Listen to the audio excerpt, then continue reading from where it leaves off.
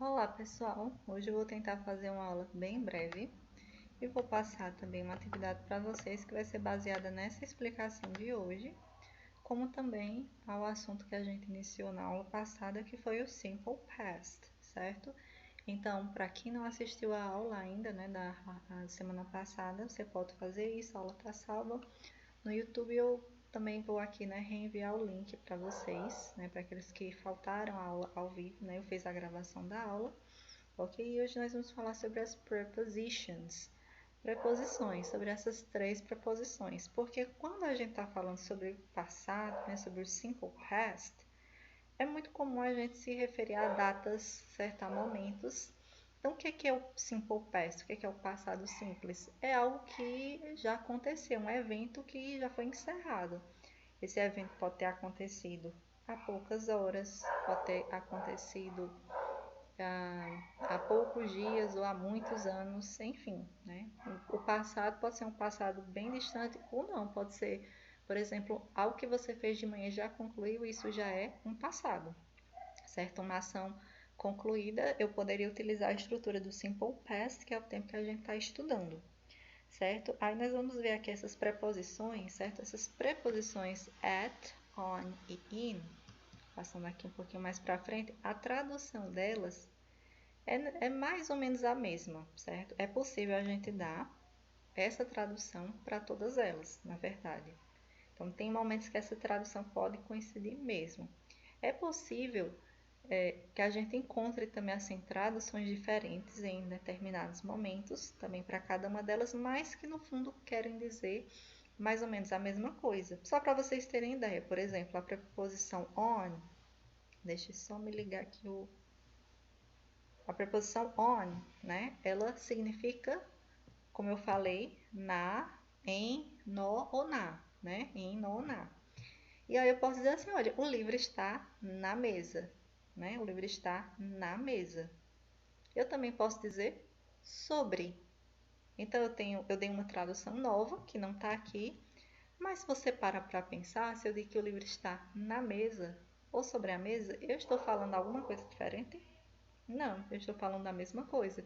Então, nem sempre, né, uma nova palavra quer dizer outra coisa, às vezes ela quer dizer exatamente a mesma coisa. Então, por isso que eu estou dizendo que é mais ou menos a tradução, e mesmo quando você tem assim outra, quase sempre vai ser a mesma coisa, certo? Mas tem exceções. Mas aí eu não vou adentrar aquilo que não é importante, né, para esse assunto. Vamos lá. Então, na verdade, essas três palavrinhas que são muito simples, elas às vezes causam, né, essa confusão justamente porque elas têm a mesma tradução. Se elas tivessem traduções diferentes, então, tá, então eu uso essa daqui nessa situação, essa nessa situação, mas não, elas têm a mesma situação. Então, por exemplo, às vezes você quer dizer, eu estou na escola. Aí você vai procurar lá no dicionário como é que é a palavra na em inglês. Você pode encontrar, né, pelo menos essas três preposições. Aí você vai ficar pensando, qual é que eu vou usar? Eu posso usar qualquer uma, já que, né, elas são sinônimas. Na verdade, apesar de elas terem a mesma tradução, elas não têm necessariamente a mesma função. Então, não. A resposta é não. Você não pode usar qualquer uma delas em qualquer situação, não. Você vai ter que usar a preposição correta, ok? E aí elas existem, né, para se referir tanto a tempo como a espaço. Por exemplo, eu acabei de dar um exemplo em relação a espaço, quando eu falei, né, o livro está na mesa, eu estou falando de espaço. Ou então quando eu disse eu estou na escola, é espaço também, certo? Espaço, place em inglês.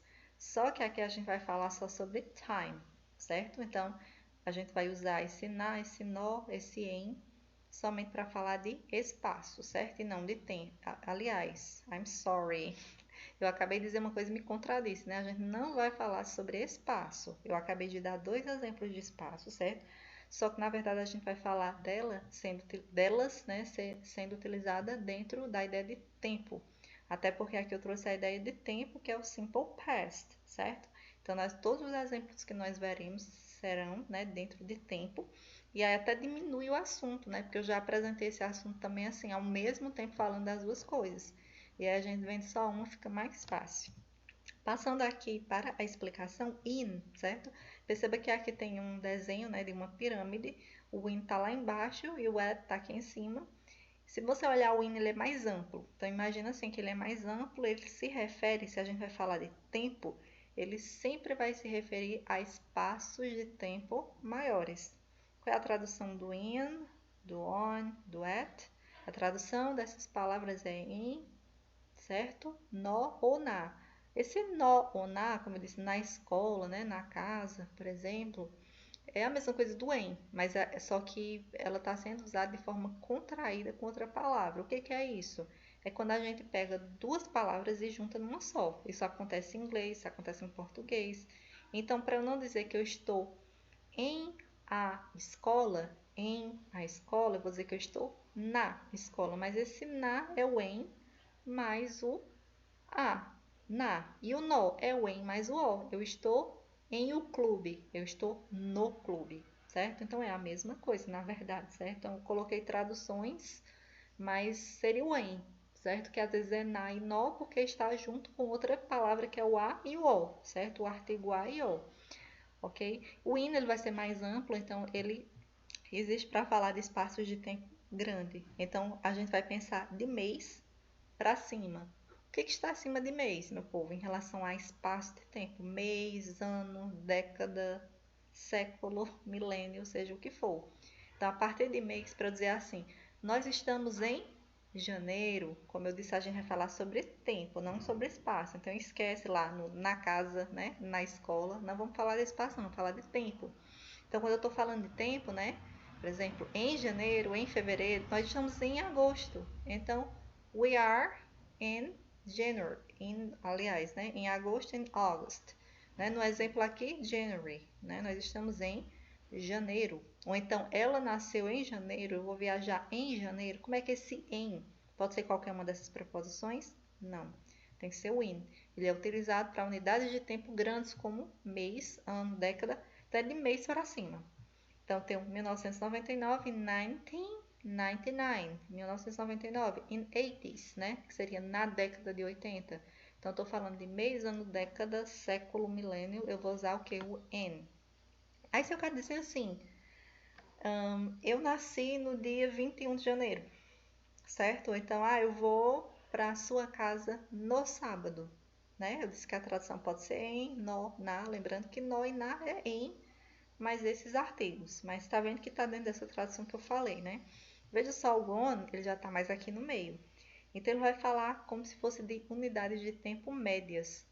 Então, o que é menor do que mês, né? Já que aqui a gente começou com a ideia de mês para cima, então vai ser algo que está ali abaixo de mês. Então, a gente pode pensar em dias. Dias da semana, dias do mês, são os mais importantes. E também, às vezes, feriados, quando esses feriados aparecem com a palavra day, por exemplo, como na expressão on Christmas Day. On Christmas Day, certo? Então, no dia de Natal, certo? Tá faltando aqui só um apóstrofozinho. Mas enfim, on Christmas Day, certo? Então, no dia de Natal. Então, eu uso on.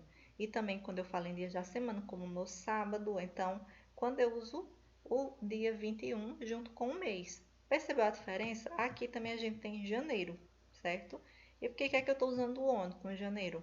Porque janeiro está acompanhado do dia. Então, eu tenho a ideia do dia do mês, que é o que está aqui, ó, escrito dias do mês. Se eu retirar o dia, vai ficar in. Se eu coloco o dia, fica on. Se tiver o dia, o mês e o ano, continua on, porque a ideia é que tenha a unidade menor, que é o dia. Então, se eu tenho dia, mês, ano, não importa.